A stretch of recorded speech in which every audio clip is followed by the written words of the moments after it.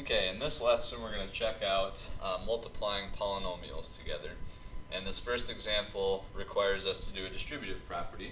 We're going to take the 2x squared and multiply it by both the terms on the inside. And this is what it looks like after you apply that.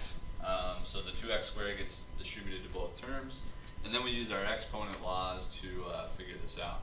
So I would take, since we're multiplying, you can reorder everything. 2 times 3 times x squared times x times y to the third. Okay. And then we use those exponent laws. So 2 times 3, I just get 6, regular multiplication. Same base for those, so I can add those exponents, x to the third, and then y to the third is by itself. Same deal here, except for I have 2 times 5, and then I have x to the second times x to the fourth, or minus 10 x to the sixth. And that would be the final answer simplified. Alright. And as always, you want to check to see if you can simplify it further, add or subtract anything together. We cannot do that in this case. So that's how we will do distribution with multiplying polynomials. But we're also going to take two binomials and multiply them together. Binomials just means you have two terms. Okay, so we're going to take x plus 2 times x plus 5. And you won't have to do it this way unless you want to, but I just want you to see why this happens or what it looks like. The theory behind it anyway. We're actually still going to use a distributive property. I'm going to take the x plus 2 and I'm going to distribute it to x, and I'm also going to distribute it to 5. Now I will give you a little shortcut here and some other methods, but here's what it looks like once you do that distribution. So we take the x plus 2 and distribute it to both terms. And what we end up getting then is two other distributive properties that we will go with. So x times x, I get x to the second, and then x times 2. And then 5 times x, 5x, and 5 times 2, and I get plus 10.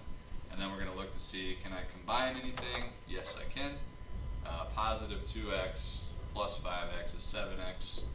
So x squared plus 7x plus 10. Alright, so you can do that long distributive property, even though it doesn't take very long. But there is something else you can do when you're multiplying two binomials together. You can also use the FOIL method. And the reason that this is called the FOIL method is because you can take the first two terms.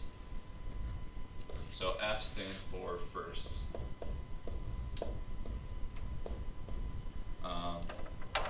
O stands for outsides.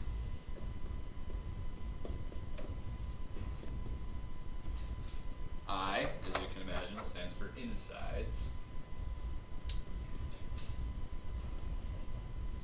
And L stands for last. Alright, so what's that look like? Well, if I take my first two terms and multiply them together, so I get 4 times 2, which is 8, and 8 times a, which is 8 to the second. So those are my firsts. My outsides would be 4a and 9. So I would take 4a times 9, and it is a negative 9. We got a minus sign in front of it, so it would be negative 36a. And then my insides is going to be negative 5 and 2a. So I got negative 5 times 2a, negative 10a. And then my last is going to be the negative 5 and the negative 9. So I'm going to multiply those two together.